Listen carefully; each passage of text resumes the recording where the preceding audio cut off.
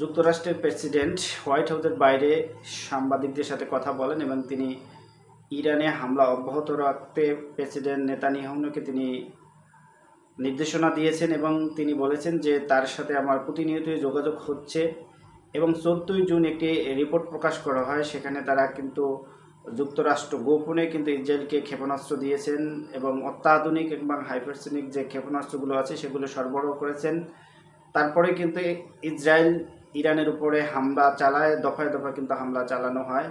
এরই মধ্যে কিন্তু ডোনাল্ড ট্রাম্প ইরানকে যুদ্ধ থামানোর জন্য বা বন্ধ করা আলোচনায় বসার জন্য কিন্তু প্রস্তাব করেছিলেন। ইরান কিন্তু সেটি নাকচ করেছেন এবং ইসরায়েল কিন্তু তাদের যে হামলা সেটি কিন্তু চালিয়ে যাচ্ছেন এবং অপ্রকাশ্য মদত, যে প্রেসিডেন্ট ডোনাল্ড ট্রাম্পের এখানে মদত ছিল এবং তিনি এগুলো আগে থেকেই জানতেন এবং হামলার শখ কিন্তু তারাই যুক্তরাষ্ট্র এবং ইসরায়েল মিলেই করেছেন। এটি এখন কিন্তু প্রকাশ্যে এসেছে, যেহেতু তিনি প্রকাশ্যে এখন ঘোষণা দিচ্ছেন যে ইরানের উপর হামলা অব্যাহত রাখার জন্য যারা মুসলিম দেশগুলোকেই কিন্তু টার্গেট করেছেন। এখন পরাশক্ত ইরানকে, যেহেতু তাদের সেখানে পারমাণবিক যে বোমার কথা বলা হয়েছে এবং পারমাণবিক বোমা সেখানে বানানো হচ্ছে এবং তারা আন্তর্জাতিক আইন লঙ্ঘন করছেন, সেটি কিন্তু তারা ভুলে এই হামলাটি চালিয়েছেন। অথচ তারা কিন্তু প্রথমত তারা একটি দেশের উপর যে আন্তর্জাতিক আইন রয়েছে সেটি লঙ্ঘন করে ইসরায়েল কিন্তু ইরানের উপর হামলাটি চালিয়েছেন এবং তারপরে কিন্তু তারা জবাব দিয়েছেন ইরান থেকে। তো ইরানের সর্বোচ্চ ধর্মীয় নেতা আয়াতুল্লাহ খামেনি তিনি কিন্তু ঘোষণা দিয়ে দিয়েছেন ইতিমধ্যে তাদের দেশ যুদ্ধের জন্য প্রস্তুত রয়েছে এবং তাদের যে সৈন্য রয়েছে তাদেরকে তিনি নির্দেশনা দিয়েছেন। যুদ্ধ ইতিমধ্যেই শুরু হয়েছে এমনটি জানিয়েছেন।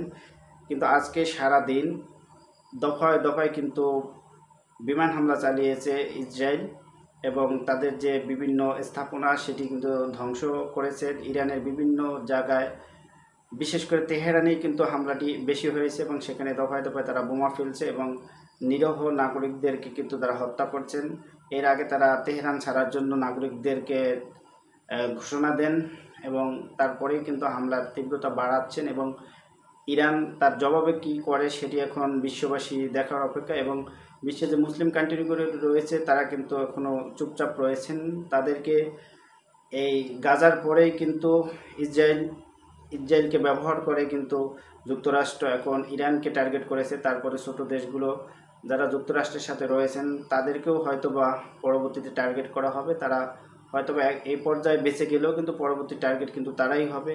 তারা বেছে বেছে যারা পরাশক্তি বা যারা অস্ত্র গোলাবারুদ বা পরাশক্তি রয়েছেন তাদেরকেই কিন্তু এখন টার্গেট করছেন এবং পারমাণবিক যারা অস্ত্র গোলাবারুদে এগিয়ে রয়েছেন তাদেরকে টার্গেট করে হামলা চালানো হচ্ছে। এরপরে হয়তোবা নেতানিয়াহুর যে বক্তব্য অনুযায়ী এরপরে হয়তোবা পাকিস্তানেও তারা হামলা চালাতে পারে। যদি ইরান হামলা চালিয়ে সফলতা অর্জন করে তারপরে তাদের পরবর্তী টার্গেট হবে পাকিস্তান।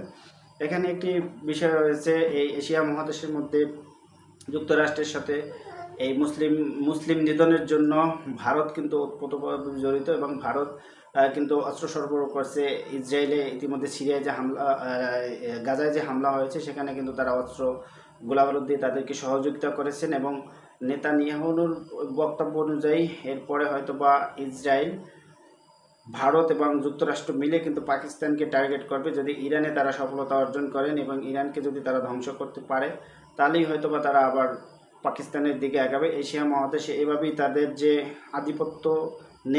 আধিপত্য বা কর্তৃত্ব নেই সেটি কিন্তু তারা করতে চাবেন এবং চীনকে কোণঠাসা করার জন্য চীনের সাথে যে আমেরিকার একটি দ্বন্দ্ব রয়েছে, বাণিজ্যিক হোক অর্থনৈতিক হোক, তাদের সেই দ্বন্দ্বের পরে কিন্তু পাকিস্তান ইরান এই দুটি দেশকে যদি তারা টার্গেট করতে পারে এবং এই দুটি দেশকে অর্থনৈতিকভাবে এবং সামগ্রিকভাবে তাদের বিপর্যস্ত করতে পারে তাহলেই হয়তো চীনকে এশিয়া মহাদেশের মধ্যে তাদেরকেও ধরতে পারবে এবং ভারতকে ব্যবহার করে তাদেরকেও টার্গেট করা হতে পারে। এশিয়া মহাদেশে এখন রাজনীতি করে এবং বিশ্বে যে যুদ্ধের দামামা চলছে, এদিকে রাশিয়া এবং রাশিয়া যে যুদ্ধ চালিয়ে যাচ্ছেন ইউক্রেনের সাথে, সেখানেও কিন্তু ইউক্রেনকে সহযোগিতা করছেন যুক্তরাষ্ট্র।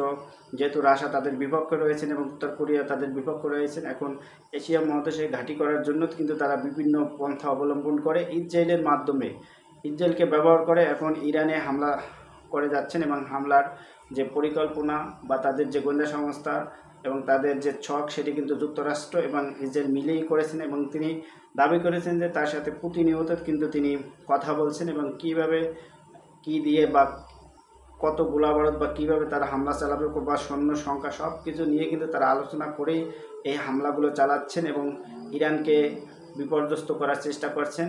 ইরান মানসিকভাবে এখনও প্রস্তুত রয়েছেন এবং তারা এখনও যুদ্ধের জন্য প্রস্তুত, এবং তারা আকাশপথে বা তাদের যে স্থলপথে যদি যুদ্ধ হয় সেটি এখন বিশ্ববাসীকে দেখার অপেক্ষায় যে যুক্তরাষ্ট্র যে ইসলাম বিরোধী এবং ইসলামকে ধ্বংস করার চেয়ে তারা নেমেছে জঙ্গিবাদী বা ইসলামী ফোবিয়া বা সন্ত্রাসবাদ দমনের নামে তারা বিভিন্ন দেশে মুসলিম দেশগুলোকে যে টার্গেট করে তারা যুদ্ধ বাদিয়ে সেখানে অর্থনৈতিকভাবে বা তাদের অবকাঠামোগত বাণিজ্যিক শিল্প সব কিছু ধ্বংস করে তারা যে রাজনীতি করতে চাচ্ছেন সেটি এখন বিশ্ববাসী দেখার অপেক্ষায় যে ইরানের এই হামলার পরে হয়তোবা আরও কিছু ভিন্ন চিত্র উঠে আসতে পারে, এবং ডোনাল্ড ট্রাম্পের যে ঘোষণা সেটি অনুযায়ী এখন বিশ্ববাসীকে দেখতে হবে। ইরানের আজকে 18 জুন যে হামলা হয়েছে সারা দিন ব্যাপী কিন্তু ইরানে তারা বিমান হামলা করেছেন, এবং ইরান পাল্টা হামলা হয়তো রাতে করতে পারেন এবং তারা ক্ষেপণাস্ত্র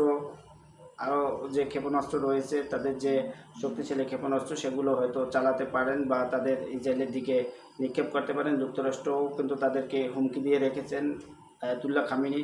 এখন বিশ্ববাসী সেটি এবং মুসলিম কান্ট্রিগুলো কি পদক্ষেপ নেয় এবং বড় বড় যে মুসলিম দেশগুলো আছে সেগুলো ইরানের পক্ষে না যুক্তরাষ্ট্রের পক্ষে সেটি এখন মানুষের দেখার